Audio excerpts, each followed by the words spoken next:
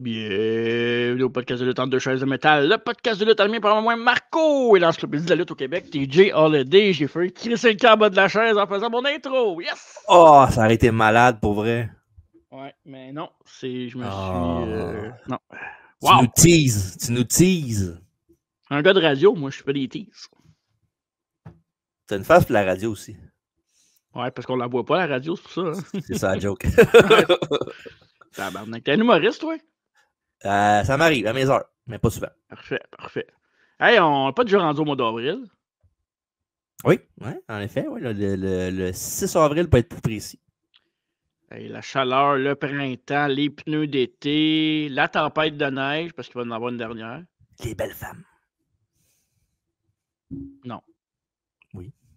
Moi, j'aime les hommes avec les gros mollets. Tu vas te faire opérer les mollets, toi, avec? Mais non. Non, ok. Moi, j'ai des très beaux mollets. La seule fois que j'ai musclé sur mon corps, c'est les mollets. Fait que, Moi te croire. Ben oui, enlève-moi pas ça. À force de peser sur. On roule, on arrête de rouler, on roule, on arrête de rouler, c'est que tu fais des gros mollets. Là. Ouais, la droite surtout. Hein. Tu fais beaucoup de route. Exact. Fait que, on n'est pas là pour parler de mes mollets aujourd'hui, évidemment. On n'est pas là pour ça. Je pense que non. On est là pour commencer le mois d'avril en force. On est là pour le WrestleMania Season. Mais avant, on est là pour un rétro review. Parce que, ouais, c'est ça. C'est pas mal. Tu l'as choisi celle-là? Ben, c'est moi qui l'ai choisi. Écoute. Shocking. Ce qui est le fun, c'est que quand on fait des rétro-reviews, les gens sont pas obligés de l'écouter. Fait que, ils vont écouter le review, on va faire comment? On va se fier un peu à leur opinion. Ouais, c'est parfois. vrai. Ouais. Des fois, on va fortement suggérer. Mm-hmm. Celui-là, on verra. On en reparlera à la fin. Mais aujourd'hui, c'est Fully Loaded 1998. C'est le show qu'on va reviewer dans notre rétro-review. Avec le Saint Triple H.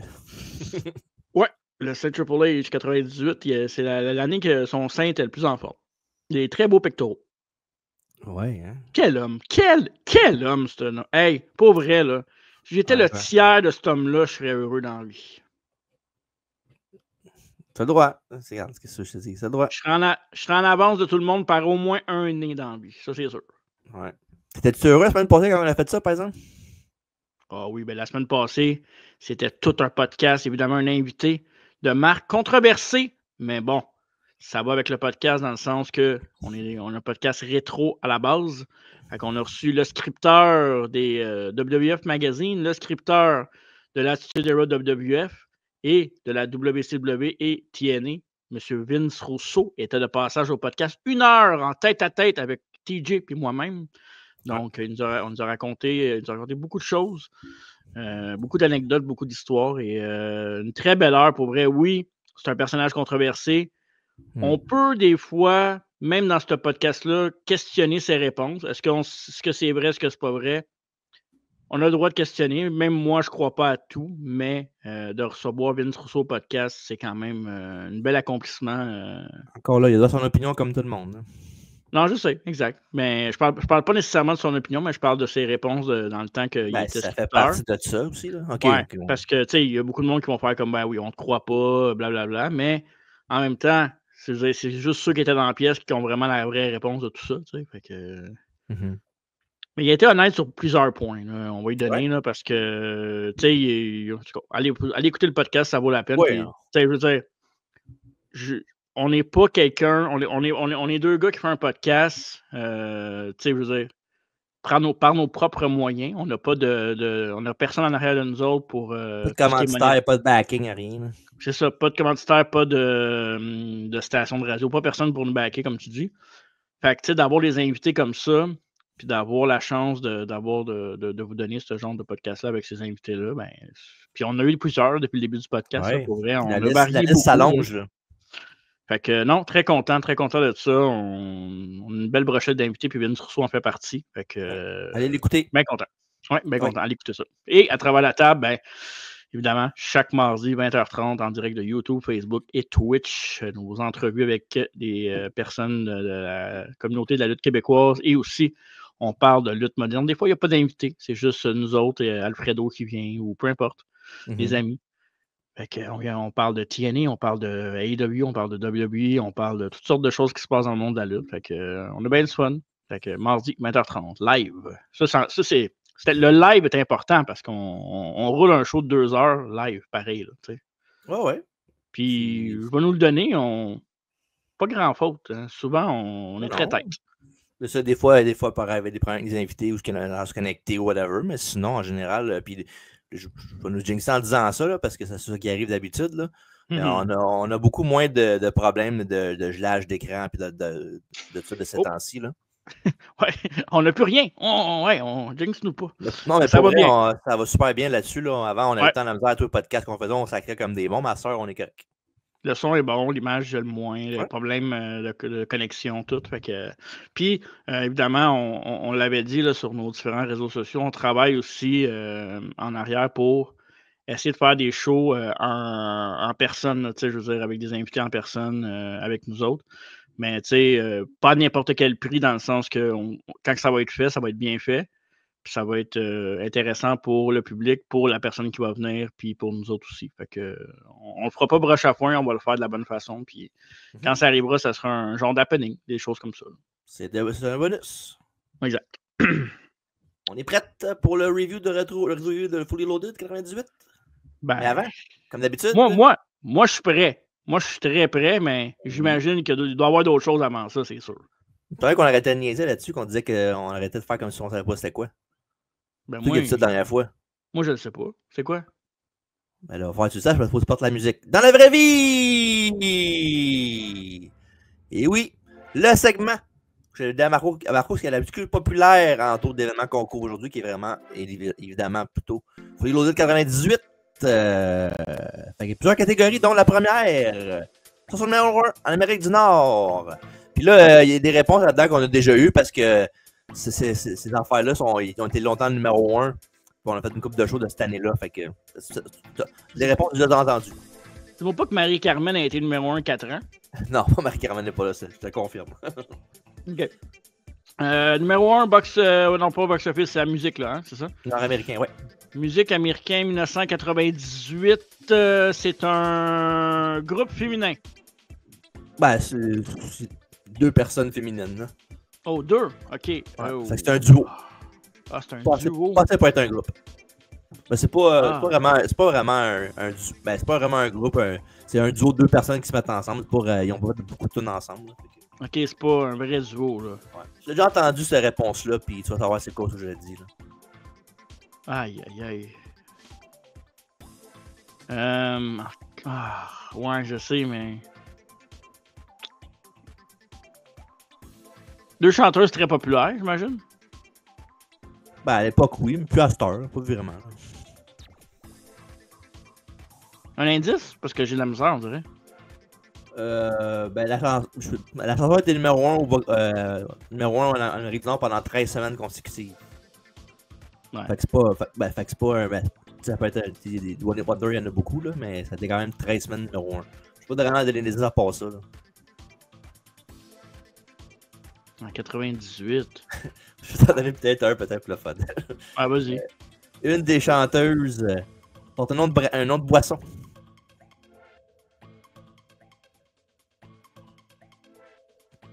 Oh boy. C'est bon. Ouais que j'ai pensé à ça. Hey, j'ai aucune idée, man. Aucune idée. Ah ouais. Tu as la réponse? Ouais, vas-y, parce que je sais pas. C'est The Boy Is Mine de Monica et Brandy. Ouais. Avec, comme je disais, numéro 1 au palmarès pendant 13 semaines. Fait que c'est pas un petit succès. Au Québec, chanson numéro 1, d'après toi, c'est quoi? C'est un homme. Ouais. Au Québec, Il brasse des grosses affaires. je vais dire 98, ça c'est dans notre année, c'est 6e année à peu près. Fait que je vais dire Kevin Parent avec, j'ai toujours la même tune, avec Non, c'est pas Seigneur. Non, c'est pas Seigneur, c'est la tune qu'on chantait à l'école. On m'a dit celle-là. Je sais pas c'est quoi là, mais. Seigneur? C'était pas Seigneur. Ben oui. Non, c'était pas ça. Pigeon d'argile, sinon, tu penses? Ouais, exact. Ben c'est pas ça. Ok. C'est fréquenter l'oubli. De Kevin Parent. Ouais, Kevin Parent, t'as raison. Ouais. Ok, parfait. Il brasse des grosses affaires. Ah, j'avais même pas réalisé. Non, je Wow. sais. Film numéro 1 au box-office. Je te donne un indice, tu veux, je peux donner les noms des acteurs qui jouent dedans. Ben, deux des acteurs qui jouent dedans. Ouais. Tom Hanks et Matt Damon.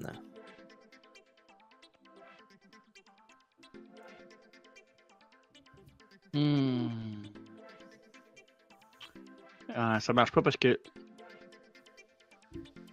j'ai un film en tête, mais Leonardo DiCaprio pas dedans. Non. Non.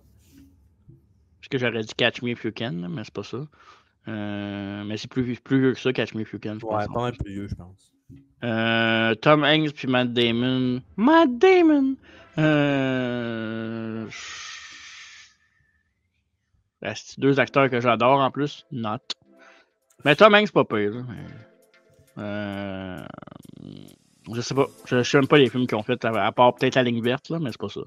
Ouais, non. Il faut sauver le soldat Ryan. Ah, ben oui, Carlis, c'est vrai. Ouais, avec Matt Damon et Tom Hanks. Matt Damon! Damon! Ouais, jeu vidéo sorti alentour. Sur le 104. Oh oui, ça, 98, je vais dire. Ok, c'est populaire cette affaire-là. Encore à ce jour, c'est très populaire. Ah ouais, c'est-tu le jeu? Ouais, je vais dire Golden Eyes. C'est pas populaire aujourd'hui, GoldenEye. Là. Quoi? T'es-tu malade, toi? Arrête, y a personne qui parle de ça actuellement. L'affaire, je vais te dire que c'est bien populaire que ça. C'est quoi? Pokémon Stadium. Pokémon, si tout le monde capote là-dessus encore aujourd'hui. Si tu parles du 64, je suis pas d'accord. GoldenEye est plus populaire que Pokémon Stadium. Oh, mais GoldenEye, il y a peut-être 75 000 GoldenEye après là, avec le jeu. Là. Pokémon, ça existe encore, puis ils en font partout des jeux, des cartes, tout ça. C'est pas pareil pantoute. Là, c'est touché. Là, t'es allé dans des. Non, c'est pas touché pantoute. C'est toi qui exagère un peu trop ta réponse. C'est plate ce jeu-là. Il y a personne qui aime ça. Ouais, parce que t'aimes pas ça, toi. C'est pour ça que tu dis ça. Et dans le monde du sport, parlant de pas quelqu'un qui aime pas ça, parlant du monde du sport, Marco Pantani a gagné le Tour de France en 98. Et c'est Jan Ullrich et Bobby Julich qui ont complété le podium. Et bien sûr. Tu sais pas, toi. Connais-tu? Tour de France sont tous dopés. En même temps, il s'appelle Marco. Il doit sûrement. Ouais, il y a ça. Et sur le WF Magazine du mois de juillet 98, on trouve la bande de Joyeux Luron. Qui sont dans la vraie vie. Oui! War Doodle! DX! Avec. Moi, j'espère qu'il a regardé son bandeau puis ses lunettes pour la photo. C'est malade. Ouais, fait que voilà. Billy Gunn, X-Pac, China dans le milieu, Triple H et Road Dogg. Ouais. Et ce qui complète dans la vraie vie. Merci d'avoir parti si peu. Toujours un soulagement quand ça finit, ce segment-là. Ouais. C'était pas bon. Si ce serait bon, tu ne dirais pas ça. T'as arrangé, oui. Je sais que c'est une controverse. Ouais, il n'y a rien de controversé là-dedans. C'est la vérité, je jure. Fully Loaded, In Your House 98 et le 23e In Your House. Et le premier Fully Loaded, il a lieu le 26 juillet 98 en direct du Salend Arena de Fresno en Californie. Et le pay-per-view a été commandé par 329 000 foyers qui ont commandé le pay-per-view à la télévision à la carte. Et on commence le show avec Jerry the King Lawler qui rentre dans le locker room de Sable.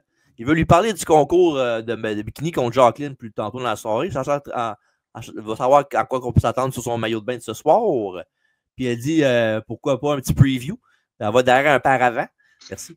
Ça finit que le King va voir derrière et encore pas c'est lui qui va pratiquement sortir la pièce pratiquement en transe. Fait qu'il a vu quelque chose qu'il a bien aimé puis il capote. C'est pas normal de commencer un pay-per-view de même, pour vrai. Là. Ben, en fait, le pay-per-view proper n'a pas commencé comme ça, mais dans le Coliseum vidéo, ils ont commencé de même. C'est pas normal pareil. Ben, c'est correct, là. C'est pour que le monde continue à regarder. Ouais, parce que il n'y a pas grand-chose d'intéressant à regarder dans ce show-là. Fait qu'il y a aussi bien y aller que ça. Hein? Ah ben là, c'est pas que je l'ai choisi non plus. Vidéo d'entrée qui parle de la situation de Stone Cold Steve Austin et l'Undertaker. Savoir si Austin peut faire confiance au Deadman ou si le Deadman est de connivence avec son petit frère Kane. Sans oublier M. McMahon qui est pas bien loin dans les parages aussi. Et on va les commentaires de la soirée qui sont Jerry the King Lawler et Jim Ross. Et après nous souhaiter la bienvenue, nous sommes prêts pour le match numéro 1. Val Venus contre Jeff Jarrett avec Tennessee dans son coin. Et Southern Justice également avec l'arbitre du match, Tim White. Ah ben, c'est Val Venus contre qui? contre Jeff Jarrett. Tu veux-tu un cours? Dit quelque chose, mais la façon que c'est écrit, par exemple, pas sûr. Tu veux-tu un cours? Je peux te le dire, je le sais, moi. Ok, vas-y. Parfait. J-E-F-F, J-A-R-R-E-T-T. Ha ha ha! Il n'y a pas grand-chose qui me rend plus heureux que ça dans la vie. Juste tanné, mais c'est pas vrai. J'adore ça. Je le ferais dans la vie de tous les jours si je pourrais. Et Tennessee Lee, le promoteur de Jeff Jarrett, c'est l'ancien colonel Robert Parker de la WCW. Ouais. Puis sur Injustice sont les Godwins, de Henry Phineas, Mark Canterbury et Dennis Knight. Et Hello Ladies, dit Val. Il dit qu'on va faire quelque chose qu'il a toujours voulu faire. California, here I come. Et on s'en sur Big Val Boski. Tennessee Lee l'interrompt. Après ça, Tim White expulse sur Injustice. Et quand ils s'en vont, la musique de Kai Entai joue dans l'aréna. Et Shofunaki, Dick Togo et Mensteo avec leur gérant Yamaguchi-san. Puis eux se font sortir jusqu'à temps que, sauf M. San qui s'en va à la carte de commentateurs avec Jim et Jerry. Puis évidemment, rapidement, Kai-Entai et Yamaguchi-san sont arrivés à Val Venis parce que la femme de Yamaguchi-san accouche avec Val Venis. Puis c'est ça. Fait qu'il l'aime pas, fait que c'est pas ça. Puis je rappelle que même à ce jour et dans le temps, Takami Chinoku puis Kai-Entai, c'est lui qui fait le pont entre les lutteurs japonais et du Moyen-Orient et la WWEF. Fait que ça a toujours été lui le pont entre les deux. OK. Le pont japonais. Exact. Jarrett amène Val au tapis et marche sur lui et fait son from strut. Venus répond avec un croc en jambe et un peu de mouvement de bassin, comme il faisait souvent. J'adorais ça jouer quand tu le pognais à No Mercy puis tu pesais sur A quand il était sur sa tête. Mais, ce que j'aime même pas dans les jeux vidéo, c'est que quand tu commences ton taunt, puis là, le gars se relève, tu fais comme « Oh non, tabarnak, vite, arrête de faire ton taunt! » Puis tu te fais pogner. Non, mais dans ce jeu-là, c'est WrestleMania 2000 qui fait... Ouais, il fait ça dans WrestleMania 2000. Dans celui-là, tu le frappais, puis ça faisait rien parce que c'est son animation. Tu peux pas faire les deux affaires en même temps. C'est plus tard, par après, au genre PS2, qui a commencé à faire le mouvement de détection, là. Détection de mouvement, plutôt.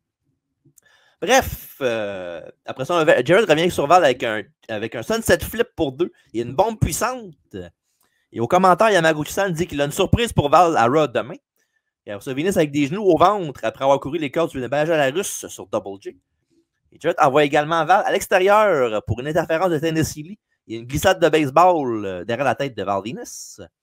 Et ensuite, Jeff renverse une souplesse avec un DDT. Il échange des prises du sommeil, lui et Val.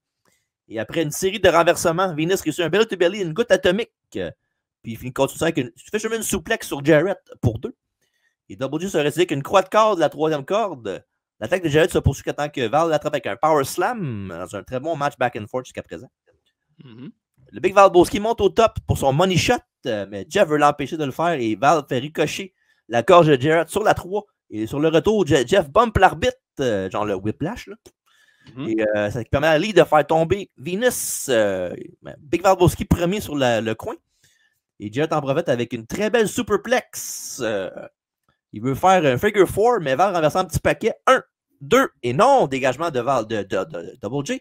Pour ça, Lee monte sur le tablier pour se plaindre. Et Venus fait rentrer Jeff en collision avec son propre gérant. Il fait O'Connor Roll à Double J pour le 1, le 2 et le 3. Victoire de Val Venus, qui à l'époque était toujours invaincu à la WWF. Ah oui, il était invaincu dans ce temps-là? À l'époque, oui, dans ce temps-là. Ouais. Ben, ça fait pas longtemps qu'il est arrivé. Là. Peut-être 2-3 mois, peut-être max. OK. Ben, le match, 7 minutes 45, parce que la dernière fois, tu m'as dit, t'as pas dit les temps. Fait que je voyais bien que ça te manquait. J'ai pris ça à cœur. J'ai pris ça très à cœur. Je pense que les deux ont déjà eu par après un meilleur match. Je m'en rappelle pas. Je m'en rappelle. Ben, il me semble que oui. Parce je sais qu'il y avait quand on est décédé à Over the Edge, il y avait un match entre les deux, là, un mix tag, là, mais je me souviens pas que c'était bon vraiment. Mais je pense que le match était correct. Je pense qu'il aurait pu être mieux. Venus, c'est un bon lutteur pareil. Là. Venus, on en dira ce qu'on voudra. Il pouvait lutter dans le ring. Là, honnêtement. Ouais. Fait que non, le match était correct. Mais je n'aurais peut-être pu un peu plus pour me mettre dedans parce que c'est pas un match qui m'a nécessairement embarqué, qui m'a mis dedans pour écouter le show. Puis on s'entend que je me souvenais crissement pas de ce show-là.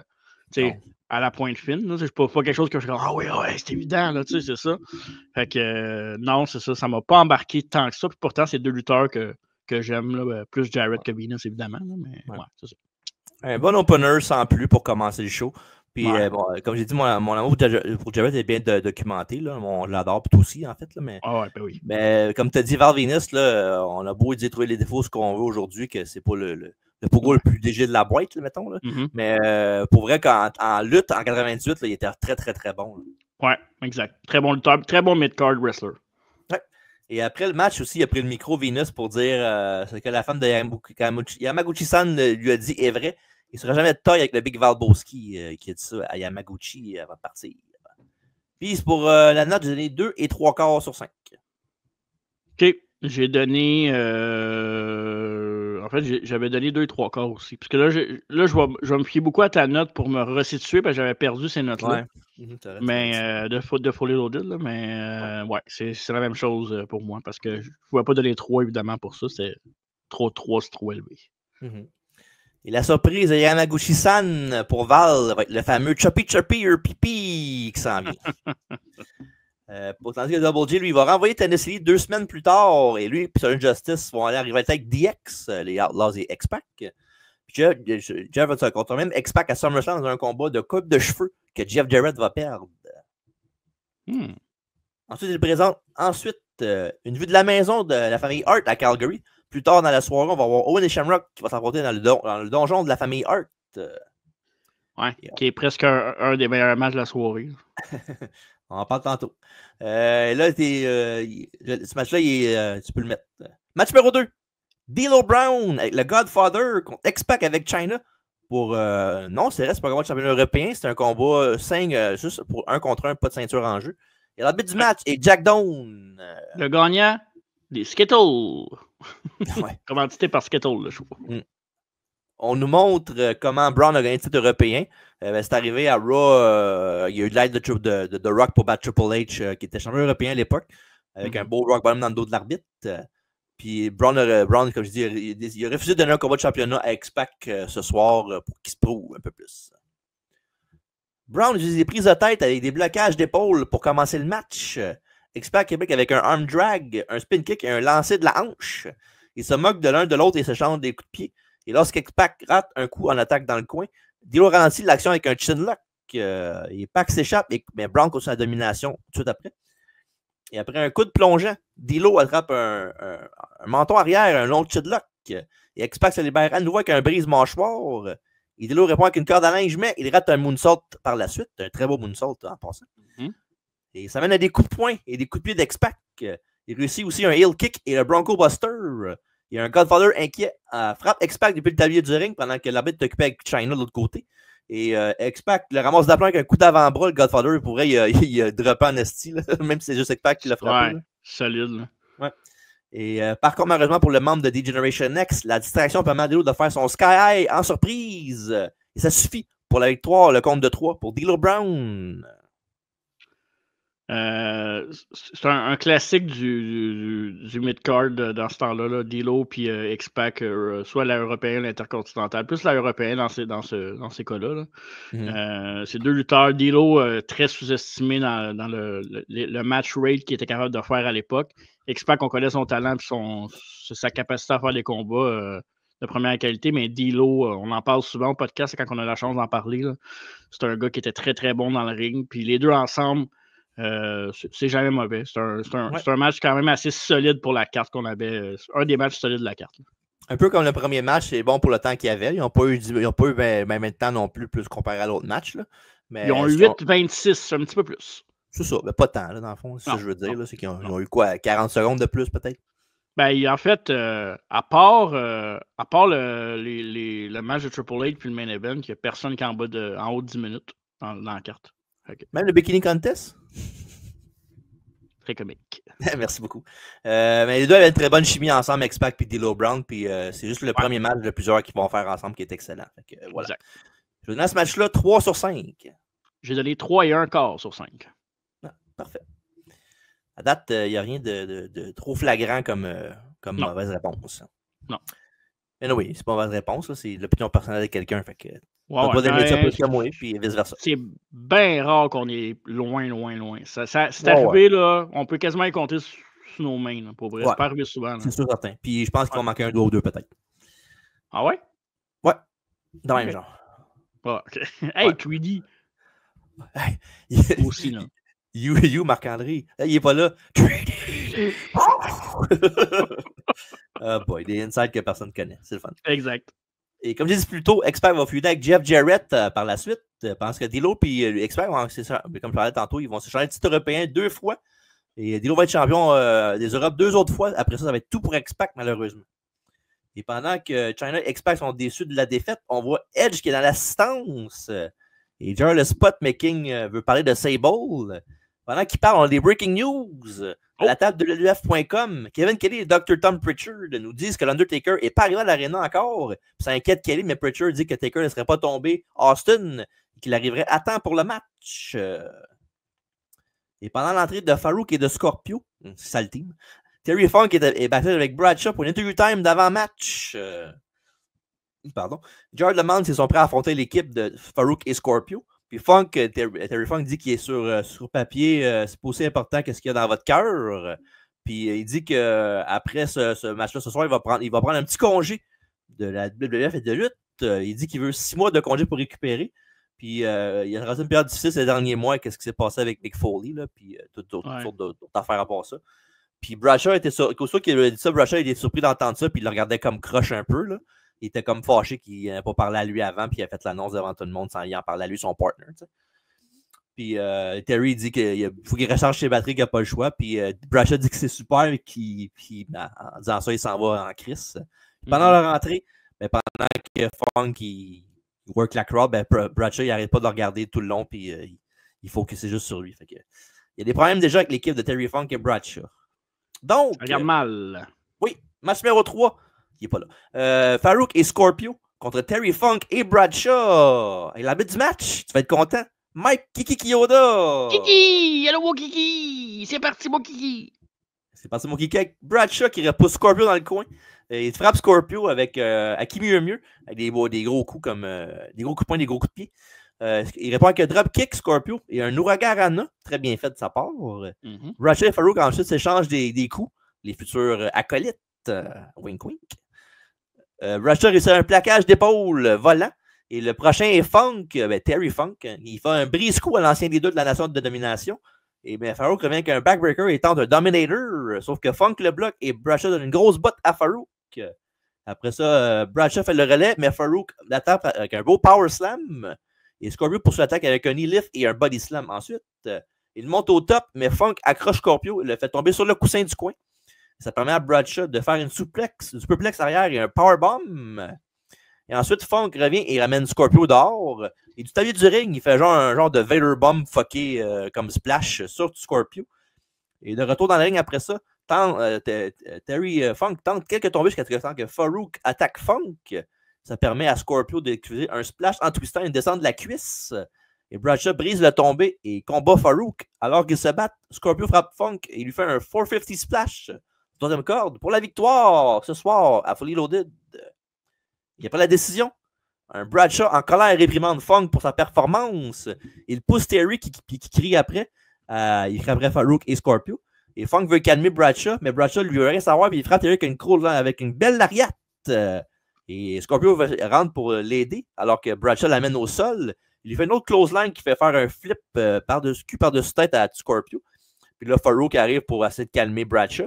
Puis pendant que Farouk est avec Scorpio, il reçoit un coup de chaise dans le dos de Bradshaw qui est en crise, qui attaque tout le monde, puis qui s'en va. Et c'est comme ça que le segment se termine. Un match de 6 minutes 49 et la meilleure partie, c'était quand Bradshaw s'est tourné puis il frappait tout le monde.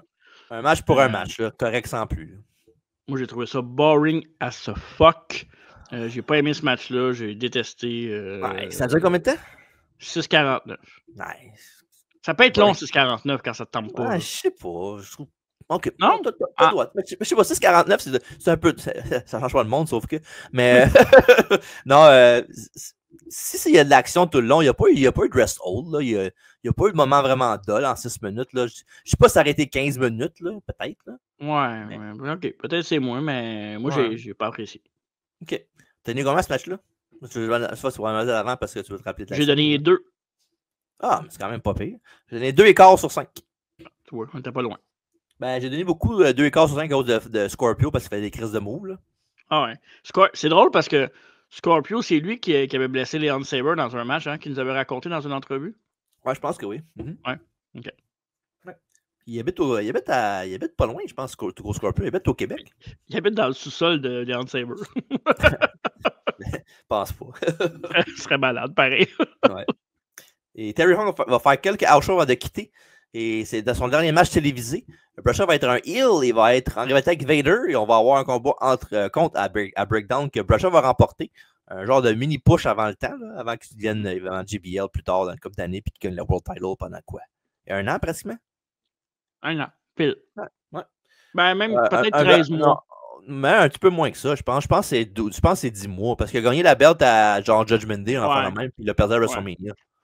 Le même genre de règne que Jinder Mahal, mais c'était meilleur. Ouais. J'espère.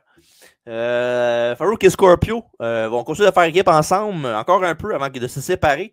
Puis Scorpio va aller dans la Job Squad et Farouk va commencer une équipe avec avec Bradshaw en Acolytes.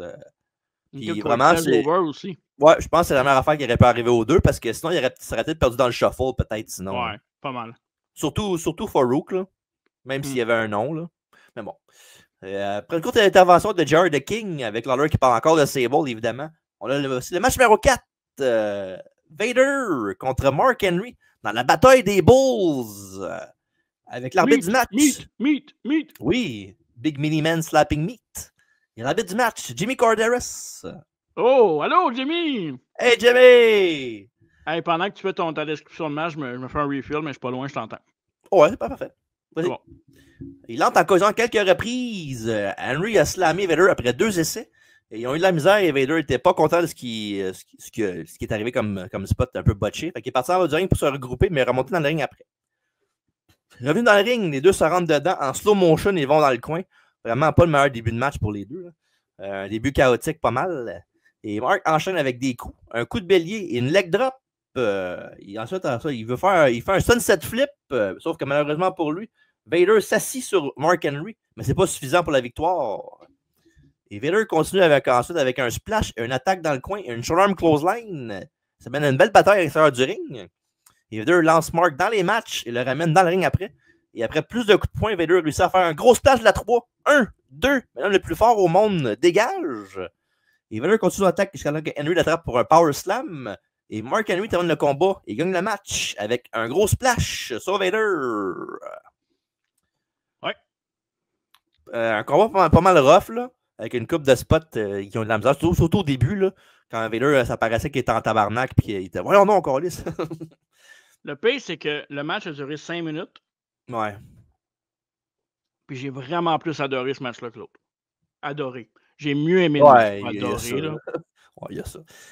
Ouais, puis en plus, Mark Henry, à l'époque, évidemment, il était super green, là. Ça a pris quoi? Ça y a pris quoi? 10 ans pour donner vraiment bon, Mark Henry? Puis encore là, il était bon, mais il était pas... Ouais, ça a pris ben, pas 10 ans pour devenir bon, mais pour 5-6. Pour te connecter pour que ça soit correct avec la foule, comprendre comment parler, etc. Ben, comment parler? Encore de la misère aujourd'hui, mais ça... Ouais, ben ça va pas là-dessus. On va être là jusqu'à la fin du podcast. Ouais, exact. Ouais, c'est ça. Fait que, non, pour un match de Big Men, j'ai vu vraiment plus boring. Pour ce que j'ai vu, ça m'a quand même assez diverti, puis j'ai eu pas mal plus de fun qu'avec le match d'avant. Ouais, c'est sûr. Puis Vader, c'est pas le meilleur gars non plus, c'est pas le meilleur vétéran non plus pour une recrue de même. Là. Il est bon, Vader, il a de l'expérience, mais c'est pas le meilleur gars pour leader un match. Là. C'est pas le gars qui va te donner un cadeau dans un match non plus. Ouais, c'est ça. Je vais donner à ce match-là 1,75 sur 5. What? Ben là, arrête, c'était pas bon, là. À ce point-là? Ben oui. Je dirais pas que c'est boring, par exemple. C'est juste que j'ai pas aimé ça. Je vais dire 2,25 sur 5. T'as le droit, mais je suis pas d'accord. Je suis pas d'accord. Voyons, Muriel! Et après ça, Henry va commencer une histoire avec Chyna qui va tomber en amour avec. Ben, lui, c'est plus qu'il va tomber en amour de Chyna que le contraire. Ouais. Et pour Vader, il va avoir son dernier pay-per-view match de sa run, comme je disais tantôt, contre Bradshaw à In-House Breakdown. Son dernier match télévisé va être à l'édition de Heat du 11 octobre, qui va perdre dans un match. Il va se faire punir par Edge. Oh, nice. Ouais, quand même cool comme victoire. Mm-hmm. Et Cope lui-même, hein? Cope. Ouais. Bref, on n'ira pas là-dessus. Chris, non. D'autres images de la maison des Hearts, c'est un update de Kelly et de Pritchard. Toujours pas de nouvelles de Taker, dit évidemment ça. Puis ce qui est drôle là-dedans, c'est que pendant qu'on voit l'affaire de Kevin Kelly et Tom Pritchard, là, on voit, il y a un peu du monde dans le background, puis on voit Vince Russo dans le coin. Je trouvais ça drôle. Hey, salut Vince, salut chum! Vic. Vic Venom, ouais, c'est ça. La musique de Kane joue dans l'arena. Il fait son arrivée avec Paul Bearer et Mankind. C'est le nouveau champion par équipe. Et Bearer prend le micro. Il dit qu'il savait que Taker ne se pointerait pas ce soir. Taker ne veut pas lutter contre son frère. Il doit rester en un seul morceau pour SummerSlam aussi, dit Paul Bearer. Puis il traite Taker de lâche. Il dit aussi qu'à Austin qu'il est à la mauvaise place au mauvais moment. Et Kane et Mankind vont terminer ce qu'on va commencer à Raw. Et Taker ne sera pas là pour aider Stone Cold cette fois-ci. Et pendant à la fin qu'il parle, il est sur le point d'en parler, de dire encore plus Paul Bearer, mais il se fait interrompre par les New Age Outlaws qui arrivent. Road Dogg compare tout le monde sur le ring à la famille Adams. Il dit que si Kane et Mankind sont si confiants, ils donneront une chance aux Outlaws sur un match revanche pour les ceintures par équipe demain à Raw. Et les Outlaws aident Kane et Mankind à prendre une décision. Et les attaquants et les autorités arrivent pour mettre fin à la bagarre. Billy Gunn ignore le sensateur et saute sur Kane. Cependant, Sarge met fin à l'escarmouche lorsqu'il éloigne Mankind de Billy. Les Outlaws vont avoir leur combat de championnat demain à Raw, mais ne gagneront pas les titres par équipe. Puis ce ne sera pas finalement contre eux autres. Ouais. Et là. Package vidéo sur la rivalité entre LOD et les types de l'Apocalypse avec Paul Ellering, l'ancien gérant de LOD. Et dans le fond, c'est ça, avec le départ de Sony. Mais LOD avait des problèmes avec l'équipe. Ils voulaient avoir leur ancien gérant pour les aider, le mettre sur le droit chemin. Et malheureusement pour eux, quand il est arrivé dans le ring pour parler avec les LOD, ben, les DO sont arrivés. Puis Ellering a annoncé devant tout le monde, puis devant surtout Hawk Animal, qu'il y avait une nouvelle équipe. Puis c'était DOA. Puis ils ont attaqué tout le monde. Ils ont attaqué les LOD des trois ensemble. Fait que voilà. Fait que ce soir, on va avoir un match entre les deux équipes. Donc, match numéro 5, pardon. Et le titre de l'Apocalypse avec Paul Ellering contre LOD. Avec l'arbitre du match, Tim White. Et le DOA profite d'une distraction de l'arbitre pour travailler à deux sur Animal. Et Animal fait une double corde à linge et tag Hawk ensuite. Hawk fait une line lui-même de la 3 sur Skull avant de l'amener en l'extérieur du ring. Ils se battent à la barrière et retournent dans le ring après pour un petit brawl. Et de retour dans l'arène, LOD, la légende des damnés, fait une heart attack, un double back elbow sur Skull. Et par contre, Hawk s'écrase sur le poteau de l'ordre d'une charge d'un coin manqué. Et ça permet à DOA de tricher dans le dos de l'arbitre. Et pendant de tricher, Ellering aussi, il va de plusieurs coups de pied à Hawk quand il est à l'extérieur du ring. Tellement que ça arrive tellement souvent dans le match que les commandeurs se demandent qu'est-ce qu'ils ont fait, qu'est-ce que LOD a fait à Paul Ellering pour s'en crise de même contre eux autres. C'est bien sûr qu'ils se demandaient. Skull et Headball contrôlent l'action avec des punches, des prises de tête et des chinlocks. De la grosse lutte ici. Les triangles également, Hawk, ils lui font un brise d'eau. Et l'attaque se poursuit jusqu'à temps que Hawk frappe les deux hommes avec une corde à linge. Et Animal entre dans le match. Il y a une maison de feu et nettoie la maison.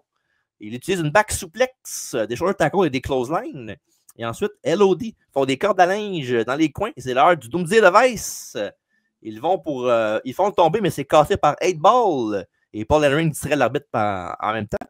Ça permet à Skull et 8-Ball de faire le fameux Twin Magic. Et le jumeau frère est sur un DDT pour la victoire ce soir. Incroyable, mais vrai. Un des matchs les plus poches et plates. Rien d'autre à rajouter, malheureusement. Est-ce que c'était pas bon? Ouais. Vraiment. On va peut-être la casse à la note. Moi, je pense qu'il y a des chances. Je laisse ce match-là.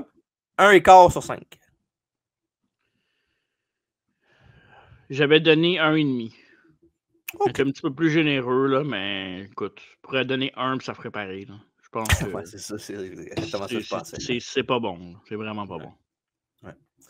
Évidemment, on sait ce qui va arriver par la suite. Là. Après ça, pas longtemps après ça, Hawk va avoir une storyline avec où ces démons vont revenir. plus de détails là-dessus, allez voir la biographie d'Elodie qu'on a faite il y a quelques semaines au podcast. Bravo. Très beau lien. Merci beaucoup. DOA, ils vont renvoyer El-Ring pendant l'été en l'attaquant. Et ils vont aussi quitter en mai 99, ils vont joindre la WCW pour être aux côtés de Vince Russo. Et pendant que Hawk Animal quitte, Vince McMahon et les Stooges qui font leur arrivée. Yes. Et quand Vince monte dans le ring, ouais, en crise. Et quand Vince monte dans le ring, il prend le micro. Et M. McMahon est aussi bouleversé que les fans de Beau Undertaker qui n'est pas là encore. Il dit que s'il ne se pointe pas, ne pas le blâmer lui, dit Vince. Austin devrait se décapiter avec un coup de chaise à Raw. Et Stone Cold fait des gestes, puis Austin fait des gestes grossiers à Taker. Puis Taker se présente pas, c'est de la faute d'Austin. Et Vince rappelle aux fans que toutes les cartes sont sujettes à changement sans préavis. Le fameux card subject to change. Ouais. J'ai trouvé ça drôle quand il l'a dit. Ouais. Il lit même le programme. Quelque chose qui m'a fait berrer, c'est quand Vince donne le micro à Briscoe, Vince lui demande de le tenir. Puis JR au commentaire, il dit Yes, I will, Mr. McMahon. J'ai ri en crise quand j'ai entendu ça. Et Vince stipule que le promoteur se réserve le droit d'effectuer des substitutions appropriées. Il a un remplaçant pour l'Undertaker. S'il n'y a pas de Taker, on va faire équipe avec le Brooklyn Brawler. Oh, yes! Et le back-arreur est excité. Et il rentre dans le ring, il serre la main à tout le monde dans ses, il serre tout le monde dans ses bras. Puis Vince et les Stooges disent qu'ils sont prêts pour le match. Et après ça, on a Ross qui nous dit qu'on est prêt pour aller au Donjon des Hart à Calgary pour le match numéro 6. Owen Hart contre Ken Shamrock dans un combat spécial de donjon avec Dan The Beast Severn comme arbitre spécial. Il montre Owen et Severn en train d'attendre en bas. Et Shamrock arrive et ouvre la porte. Puis il se prépare psychologiquement avec son fameux... quand il se donne des coups de poing sur la tête et il crie. Là, ah! Ça, je trouvais ça tant Chris quand il faisait ça. Ouais, vraiment. Ouais. Et quand il entre, Severn leur dit de se battre. Et Owen réussit un double takedown et ils se battent au sol. Et Ken tente un cross arm breaker et une leg lock. Shamrock réussit ensuite un lancer de judo et propulse Owen contre le mur. Et Owen réplique avec un coup bas et un spinning wheel kick. Après ça, il utilise des coups montés et claque la tête de Ken contre le mur. Puis Ken lui rend l'appareil tout de suite après. Ensuite, Shamrock projette Owen d'un bout à l'autre de la pièce. Puis Owen s'accroche au studio qui est en haut. Là, puis il fait un coup de pied puis un Uraga Rana, un crise de beau spot. Et Ken se rattrape avec plusieurs coups et pousse Hart contre le rack avec des poids dessus, là, des poids haltères. Puis Owen tente de frapper Shamrock avec une haltère, mais Ken le bloque. Et après d'autres coups, c'est Ken Shamrock qui s'accroche maintenant au tuyau. Et il utilise ses jambes pour un étranglement triangulaire et que Owen Hart transforme en powerbomb. Encore une fois, un très beau spot. Ken est sonné, puis Hart le lance sur le tuyau. Et après ça, Owen le lève tête première dans le plafond. Puis ça laisse un gros trou dans le plafond. C'est vraiment fucking cool là, comme spot. Là. Ouais, vraiment. Ça mène à un sharpshooter, mais Ken s'en sort. Shamrock tente un ankle lock, mais le roi des cœurs le bloque. Shamrock donne ensuite des coups de pied et il finit par pogner Severn par erreur avec un de ses coups de pied. Un coup de pied errant. Alors que Dan est inconscient, Owen Hart prend une haltère, il prend un 15 livres, puis il donne ça un coup sur le bord de la tête de Shamrock. Puis évidemment, il knock-out avec ça.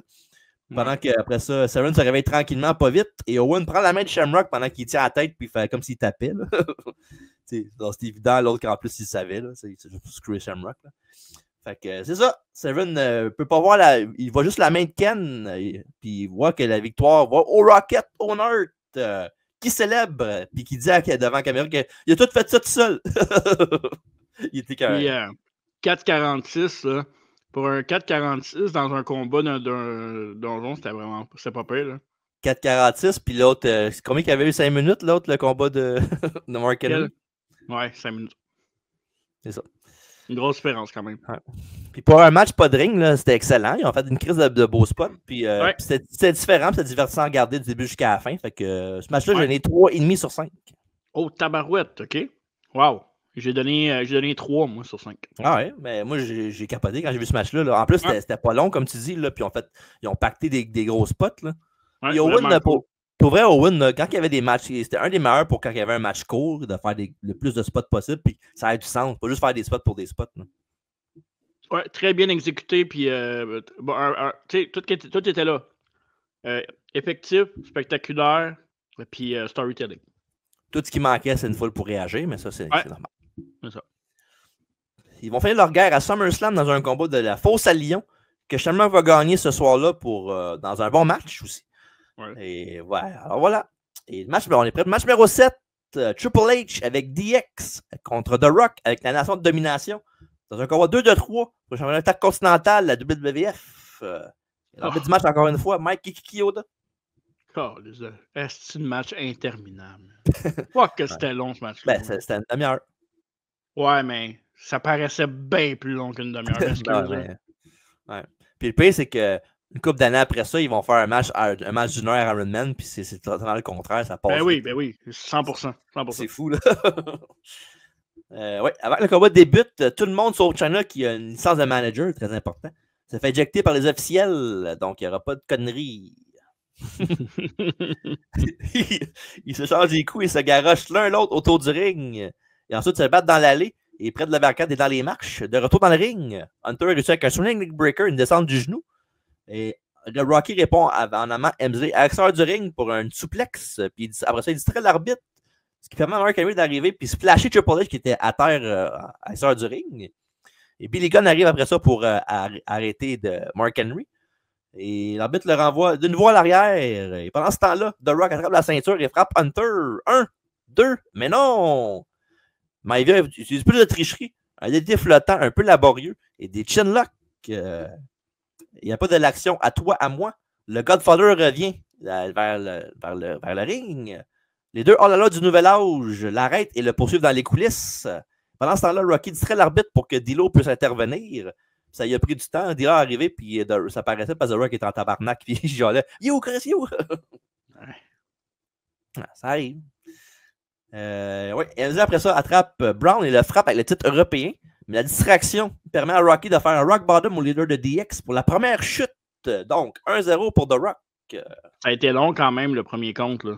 Ouais. Après un bout. Là. Et après la période de repos d'1 minute, ils se battent à nouveau au sol.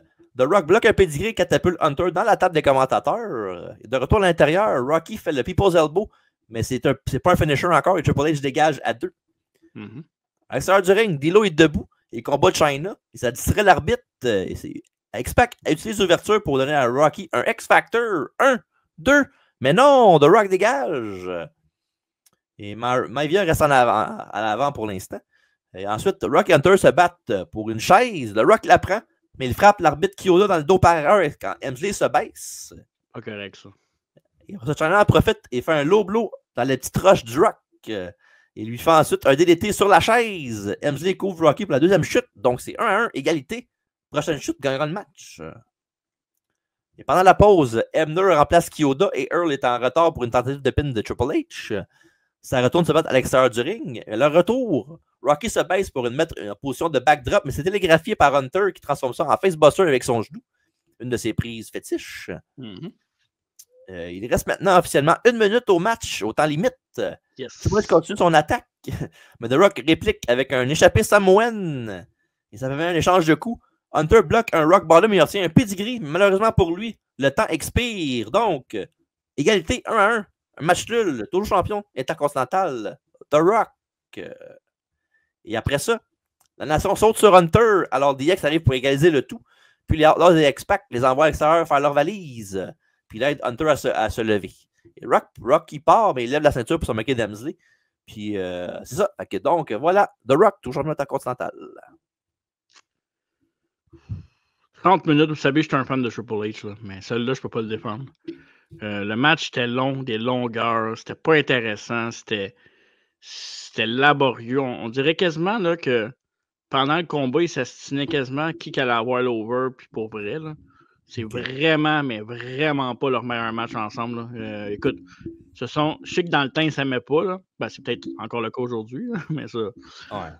Puis, mais la chimie a toujours été là entre les deux, je pense, à l'époque. Mais ce combat-là, puis je regardais ça, j'étais comme, je suis en train de regarder un match Triple H Rock, là, parce qu'en ce moment, là, j'ai eu le goût de retourner en Owen Hart.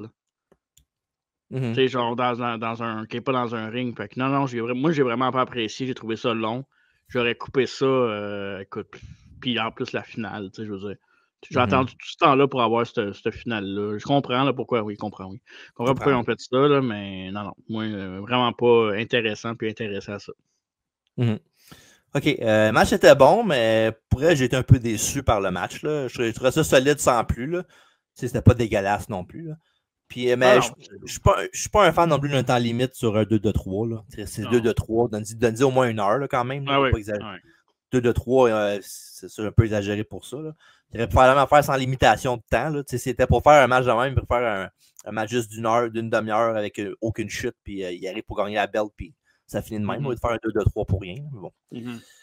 Fait que c'est quand même pas pire pareil pour un match. Juste que c'est, comme tu dis, c'est long par design, là, mais c'est long pareil. Bref, je donne à ce match-là 3,25 sur 5. Je vais donner 3 parce que je peux pas le mettre en avant de D'Lo et X-Pac. Okay. Je peux pas parce que la longueur puis les 40 titres que j'ai eu. Puis tu sais, faut que je donne 3 parce que c'est quand même 2 gros stars puis que le match n'était pas dégueulasse, mais pour moi, je peux pas donner plus que ça. C'est correct. C'est pas. Non. C'est correct. Ouais. C'est ça. Hein? C'est correct. Correct. Ça va aller. Okay. Ça va, toi? Ça va, toi? Ça va, toi? Oui. Juste m'amener, là. Les deux vont se réaffronter dans un rematch à SummerSlam le mois suivant, dans un excellent rematch. Oui. Ouais. Le Night and Day avec ce match-là. Vraiment. Que Triple H va remporter. Et le Rock, après ça, va aller dans la scène pour le championnat mondial. Puis quelque chose que je trouvais un peu drôle. Là. Rock Triple H en rapport aux 3 Fully Loaded. Voici comment. Ce soir, en 88, un Rock contre Triple H 2-3. L'année suivante, en 99, Rock contre Triple H dans un strap match avec les rôles inversés de Rock Babyface puis Hunter en heel. Okay. Il faut le 2000, Rock Triple H va affronter 2 Canadiens qui s'appellent Chris Benoit pour The Rock et Chris Jericho pour Triple H. Ouais. Fait que je trouvais ça drôle quand même, là, pour aller pour les qui aura un petit peu rapport. Beau clin d'œil. Le match Triple H Jericho était bon. C'est le match qu'il avait gagné à belt, hein? Non, ça c'était à Raw, ça. C'était pas pour les Loaded, ça? Non, c'était à Raw, puis après ça, ils ont feudé, puis un match à Fully Loaded. C'était un last man standing à Fully Loaded. Ah ouais. Okay. Quand Jericho avait les Ribs TV comme DDP à cause du Sledgehammer qu'il avait donné. Là. Bref, fait que voilà. Et pendant ce temps-là, Kevin Kelly dit qu'Undertaker est arrivé à l'Arena lors du dernier match. J'espère, le match aux une demi-heure. Il montre des images de ce qui se passe. Et Dr. Tom dit qu'il avait dit à tout le monde que ça arriverait. Mais Kelly se demande s'il a eu le temps de parler stratégie avec Stone Cold. Et ensuite, on voit des images exclusives de The Rock quittant l'arène. Il dit que l'interférence de China n'avait pas d'importance. Rocky a planté Triple H avec un rock bottom. Il est toujours le meilleur champion intercontinental de l'histoire. Puis si Hunter veut un rematch, il sentira ce que The Rock cuisine. Et après ça, on récapitule la querelle entre Sable et Miss Jacqueline. Ils sont traités de salopes et de traîner. Sable a laissé entendre que Miro a des problèmes de performance au lit. Et Jackie a comparé son corps à celui de Sable. Elle a défié Sable dans un concours de bikini. Et Sable a promis une tenue pour rivaliser avec sa tenue des Slammy. Puis au Slammy, là, je ne mettrai pas d'image sur YouTube, mais googlez ça, Slammy Awards Sable, vous allez comprendre ce que je veux dire. Là. Puis, ensuite, plus d'insultes, on comptait des 4 fights. Puis Jackie a déchiré la robe de Sable.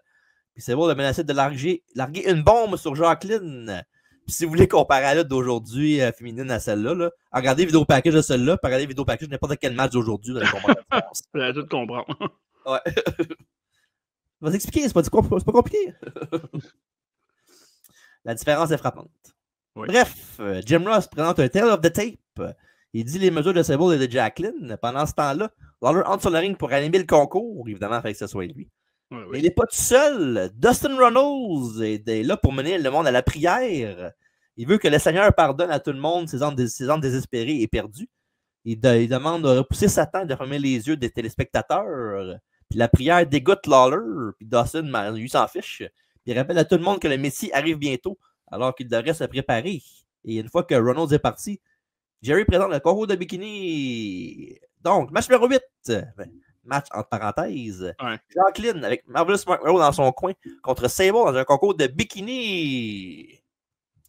Une fois que Sable est sur le ring, Jerry dit que le challenger passe en premier. La challenger, pardon. Jackie enlève sa robe pour révéler un bikini en string rouge. Il ne couvre pas grand-chose. Cependant, les fans eurent ses efforts. Sable est la prochaine. Elle a son t-shirt de Sable Bomb.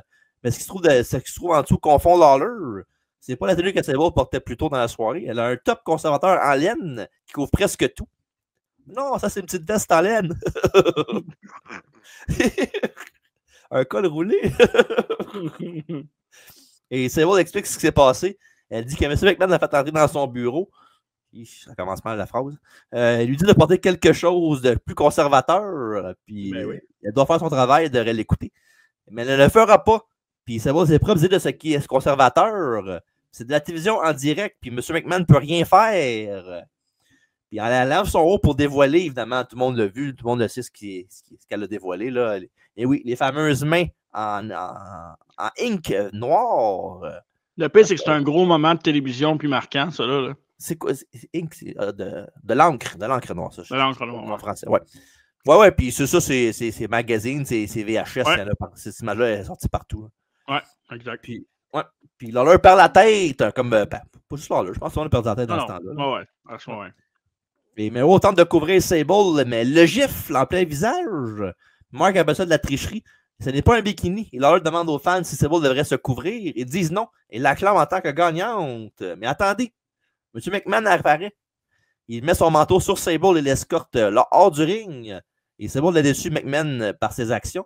Et Mero dit que Jackie gagne parce que ce n'était pas un bikini. Alors voilà. Jackie qui est une très belle femme aussi. Ben oui, très belle, Jacqueline. Ben oui. Et ensuite, il montre des images exclusives. Jackie prend d'assaut le vestiaire de Sable. Il se crie après pendant que des officiels arrivent. Sarah Slaughter et Dave Hebner demandent à Jacqueline de partir avant que les choses s'aggravent. Ouais. Le lendemain à Raw, M. McMahon a disqualifié Sable parce qu'elle ne portait pas un vrai bikini. Et elle a donné le trophée à Jacqueline. Et l'arrivée entre Jacqueline et Sable va se terminer pour de bon au Survivor Series quand Sable va gagner le combat et la ceinture féminine de la Fédération mondiale de lutte. Ouais, ça c'est dans le temps que la lutte féminine, c'était la pause pipi avant le main event. As-tu une note ce match-là? 10. Ouais, divertissement, oui. Ouais, c'est... Ouais, on avait 13 ans, là, arrêtez. Ah non, c'était cool pour l'époque. Ouais. Même pas, on avait moins de 13 ans. Ah ouais, on avait moins que ça. Hein. En 98, à 12 ans. Pas tant dans le fond.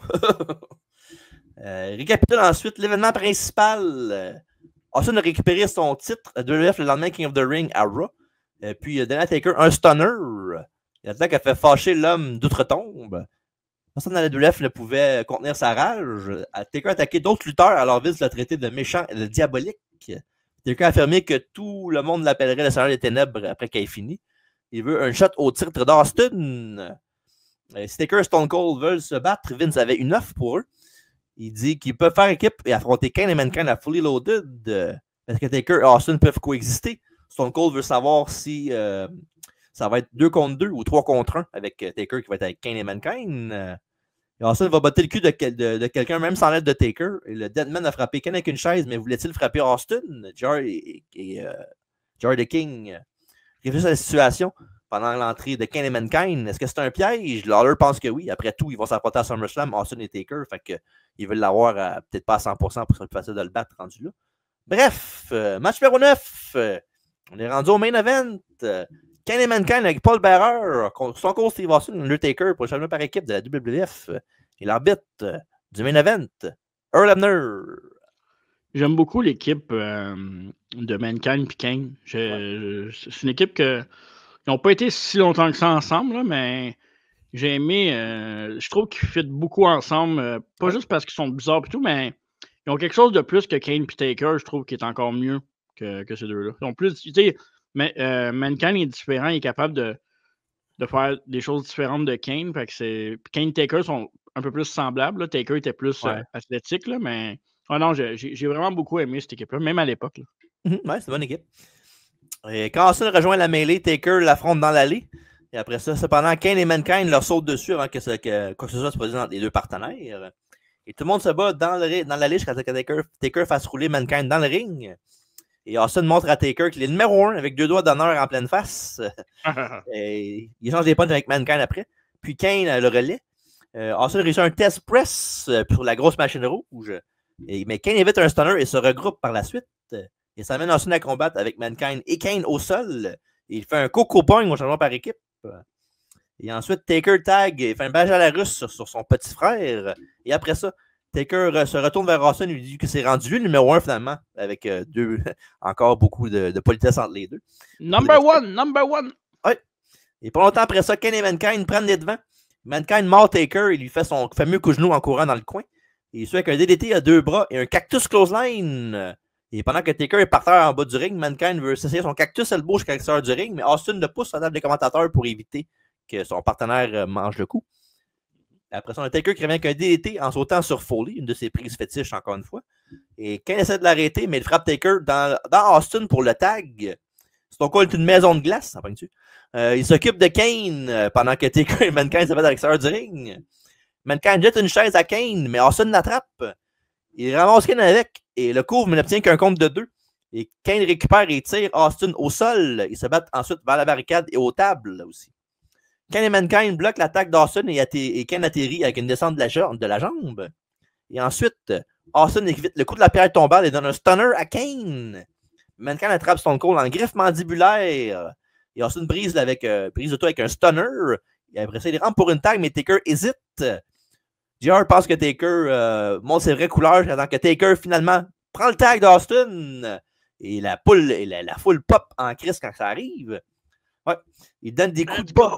Il donne un coup bas à Mankind. Il donne à ses adversaires des chokeslam un après l'autre. Et Taker sait qu'un coup de la pierre tombale pour Kane. Et c'est la victoire pendant que Stone Cold empêchait Mankind de briser le compte de 3. Et Taker et Austin sont maintenant champions par équipe de la WWF. Ouais. Et à l'après-match, Taker ramasse les 2 ceintures et quitte l'arène. Et Austin lui crie après. Et il exige le retour de Taker, mais le Deadman l'ignore. Et pendant ce temps-là, JR dit que l'autoroute vers l'enfer est devenue intéressante. Et c'est comme ça que se termine Fully Loaded de 1998. Ça va faire partie du build-up quand ils vont perdre des ceintures avant SummerSlam, j'imagine. C'est ça, hein? Ben, je vais en parler de l'aftermath. Okay. Mais oui, en fait, ouais. Fait qu'un event solide de l'attitude Era, là, dans ce même genre de match. Là. Gros brawl du ring, la grosse bataille dans le ring. Puis, la foule était vraiment dedans. Là. Ouais. Un événement principal digne d'un show comme ça. Là. Ouais. Ça veut dire ce que ça veut dire. Là, dans le sens que c'est un bon main event, mais ce ne serait pas un main event de genre de SummerSlam ou de WrestleMania. Pour un bon near-out, c'est correct. Ouais.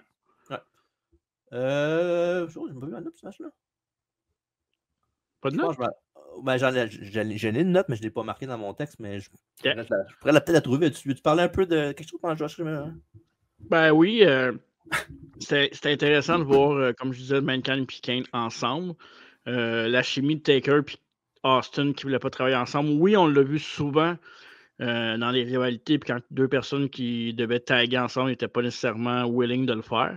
Mais avec Austin Taker, ça prenait une autre amplitude de ce que c'était vraiment de taguer ensemble sans vouloir être ensemble.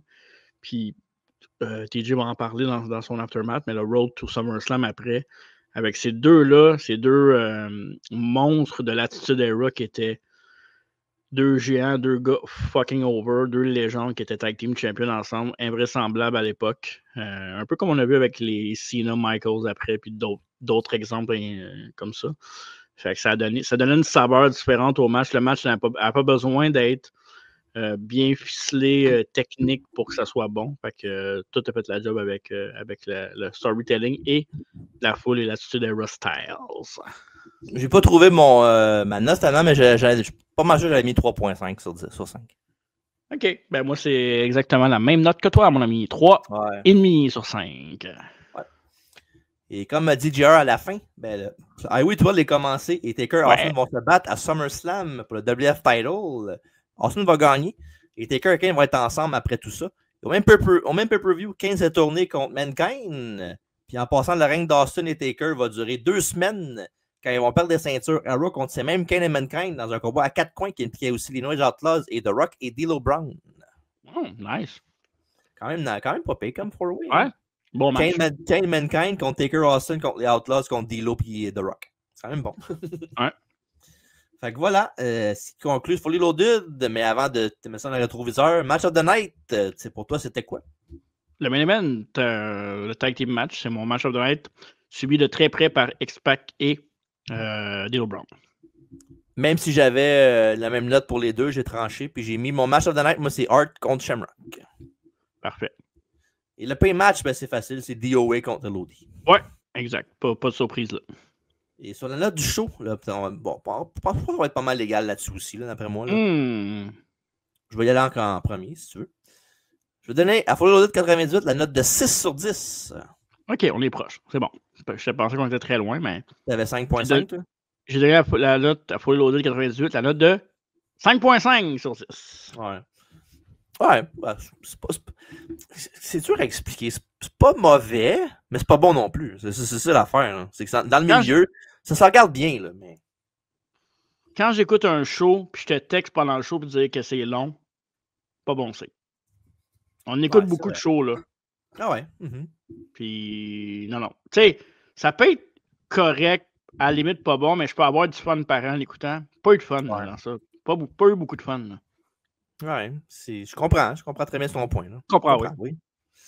Fait que voilà, fait que je vous suggère pas, mais sans faire, je vous dirais peut-être de regarder c'est le combat de Shamrock là, contre Owner pour voir c'est quoi un dungeon match, là, voir comment c'est différent. Là. Puis c'est 5 minutes. Okay. C'est ça, c'est pas bien long. Là, fait que vous trouvez ça pas sur YouTube, pas mal sûr, vous allez pouvoir avoir ça facilement. Là. Il y a quand même une ligne directrice comme un Raw là, au début du show, puis tu suis l'histoire avec Taker, Austin, puis à la fin, ben c'est ça. Là. C'est pas mal ça la ligne directrice. Là. Ben, tu sais, les New House, c'était des pay-per-view qui coûtaient moins cher que les Big Four, les Big Five. Là. Fait que pour un New House, c'était correct. Exact. Alright, fait que c'est fini!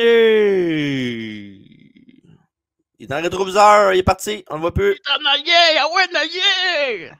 Est-ce qu'il est pas en arrière? Let's go! Let's fucking go, dirait Shawn Michaels. Are we available tomorrow evening? Hein? Are we available tomorrow evening? Ben oui. Ouais, OK. On finit le podcast, on en reparle. Je me doute c'est quoi, mais c'est correct. Bref, le mois continue. On n'arrête pas là. C'est juste le premier de 4 podcasts. Fait que voici le prochain au programme. Oh, et c'est la biographie du mois d'avril. Sometime to roast.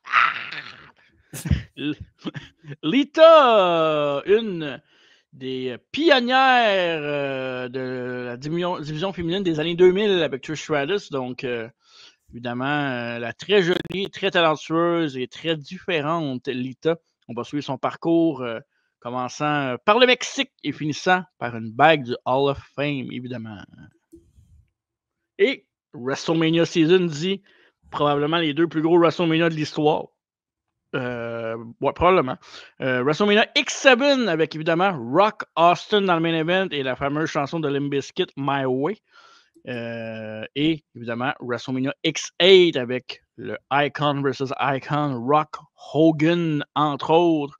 Donc à Toronto, WrestleMania X8, très 2 très bons pay-per-view qu'on vous suggère déjà. Vous le savez, vous les connaissez, ces pay-per-views-là, mais ça va être très intéressant d'en parler parce que c'était vraiment le fun à écouter. Peux-tu faire une confidence? Vas-y. J'ai écouté les 2, là. Ben, ce que je vais dire va te décevoir pas mal, là. WrestleMania X8, je pensais que c'était meilleur que ça. Moi, j'ai été pas déçu, mais pas loin. Je m'attendais à plus. Ouais. Je m'attendais à plus. À part 1 ou 2 matchs, là. Mais je m'attendais à plus. Ouais. Pas d'accord. On va parler au podcast. C'est ça que c'est ça. Des fois, pas être d'accord avec quelqu'un, c'est correct, surtout quand c'est juste 2 personnes. On va en jaser plus tard. Intéressant. Oui, évidemment, dernier petit rappel avant de vous quitter, mesdames, messieurs, c'est celui-ci, comme d'habitude, Marco. À travers la table, évidemment, live sur YouTube, Facebook et Twitch, 20h30 chaque mardi, avec les entrevues québécoises, la lutte moderne, AEW, WWF et j'en passe. On parle de ça. La bonne franquette live sur toutes ces plateformes, 20h30. Mardi. Yes, sir! Alors, je sais pas, mesdames, messieurs, merci d'avoir été là. Puis évidemment, allez voir l'entrevue Vince Rousseau aussi qu'on a faite. C'est excellente. Puis peut-être d'autres invités plus tard, bientôt, on ne sait pas. We never know. Faut nous suivre sur les réseaux sociaux pour savoir quand ça se passe. Fait que Marco, thank you. See you later, alligator. Yes, sir. Yes, sir. Yeah. Puis mesdames, messieurs, n'oubliez pas la maison, c'est très important ce que je vais dire. Marquez-les dans un petit calepin de notes si ce n'est pas déjà fait. Arriba!